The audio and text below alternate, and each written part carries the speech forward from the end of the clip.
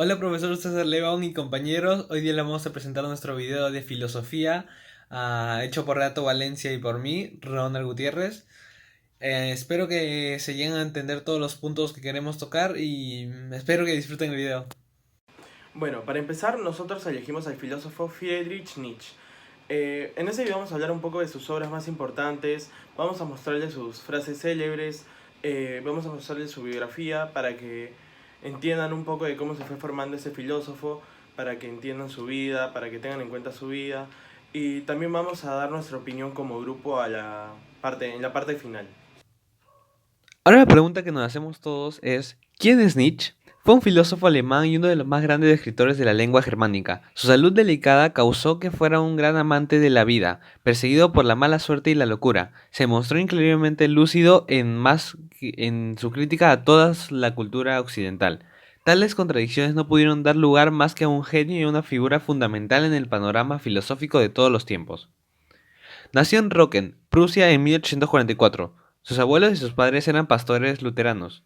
Su padre, al que siempre recordó con especial cariño y admiración, murió cuando él tenía 4 años. Se crió en Naumburgo, en un ambiente sumamente piadoso entre 1858 y 1864. Realizó sus estudios secundarios en Peforta, escuela de rígida disciplina y alto nivel intelectual. De esta época de estudiante surgió su admiración por los autores griegos, especialmente Homero, Platón y Esquilino. En 1864 se trasladó a la Universidad de Bonn para realizar estudios de teología y filología clásica. Ese mismo año, influenciado por su maestro Friedrich Ritschl, abandonó los estudios de teología. Un año más tarde se inscribió en la Universidad de Leipzig para continuar sus estudios de filología. Allí conoció y se entusiasmó con la obra de Schopenhauer, que aunque más tarde criticaría, ejerció en él una gran influencia y le inclinó decididamente hacia el estudio de la filosofía. Ahora comentaremos algunas de las frases que más nos han impresionado de Nietzsche. Número 1. No es que me hayas mentido, que ya no pueda creerte, eso es lo que me aterra. Así describiría el autor su desconfianza hacia las personas que no eran sinceras. Número 2.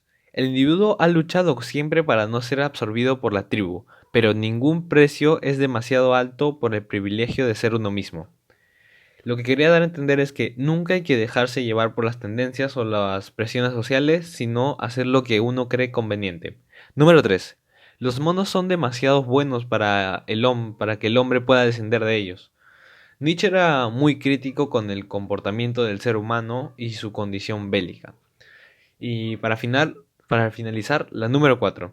Si lo intentas, a menudo estarás solo y a veces asustado. Lo que quería transmitir es que siempre se lucha contra todos y contra prejuicios a la hora de pensar diferente a los demás. Pensamiento filosófico y obras.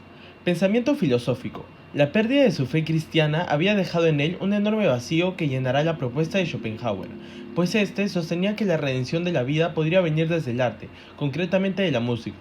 Tras sus éxitos académicos, logró ser el catedrático de filosofía más joven de toda Europa y hará de la filología el instrumento de sus reflexiones filosóficas, gracias al método genealógico.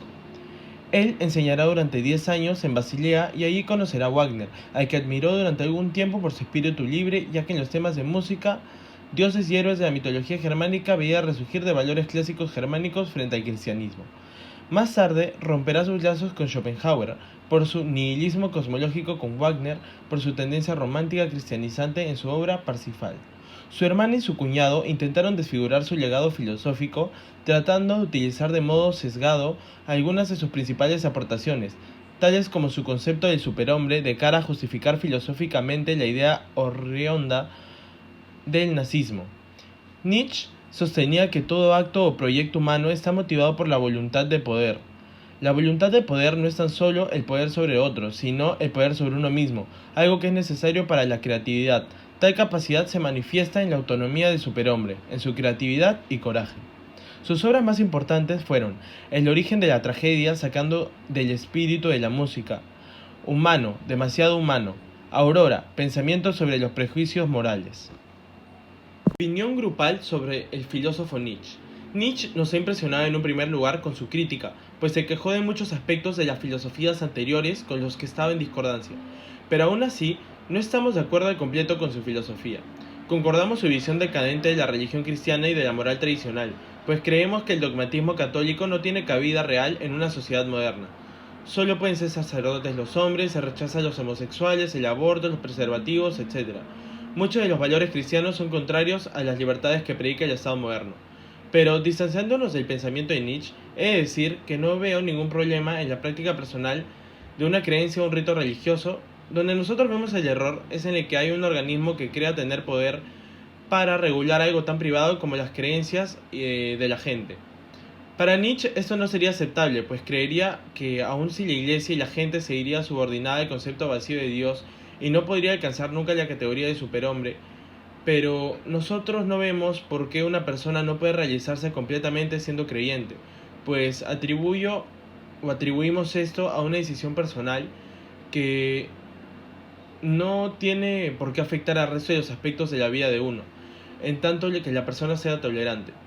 El problema estaría, como ya hemos dicho, cuando se quiere hacer de esa creencia un fenómeno social o cuando se impone, o sea, cuando se quiere imponer una creencia o alguna religión. Por otra parte, tampoco compartimos con el autor su crítica al sistema político democrático, pues dijo que lo rechazaba, porque todo lo que igualaba a la gente redundaba en acabar con la originalidad volviendo todo mediocre y ordinario. Yo creo que para que se dé la originalidad se ha de partir de una base de libertad y tolerancia.